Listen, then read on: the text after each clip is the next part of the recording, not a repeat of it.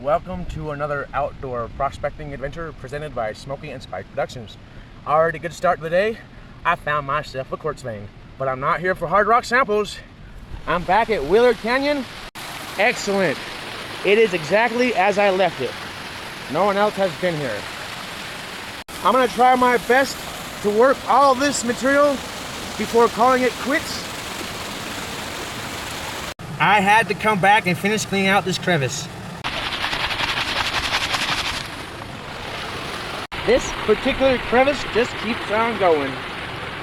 I've moved a little bit downstream to where there's a lot more bedrock protruding in the creek bed.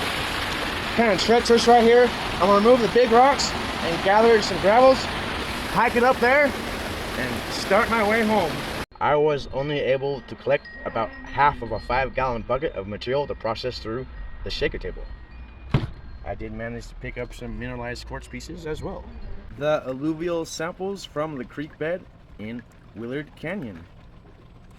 Hopefully, from my first experience there, I'll have a promising second experience and see some gold on the table.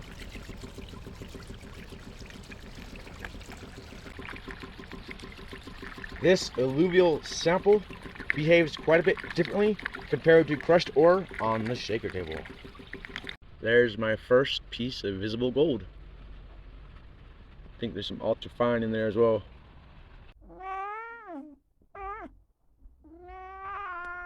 This is going to take a while. The table's cleaning up real nice.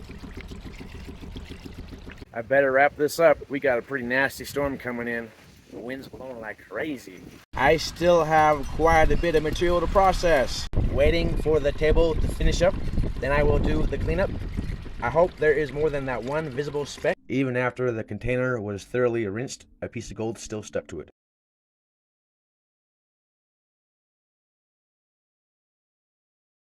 The sky opened up. I had to relocate inside to pan these concentrates. Consistency is important when you're processing any precious metal bearing material. Removing the magnetics. Quite a bit still left in the pan after removing the magnetic material. I'm gonna have to separate it to make it easier to process. There's one speck thus far. Let's snuffer it up. There's a couple of visible specks. I will snuffer those up. Hopefully, I will be able to accumulate enough to weigh on the scale.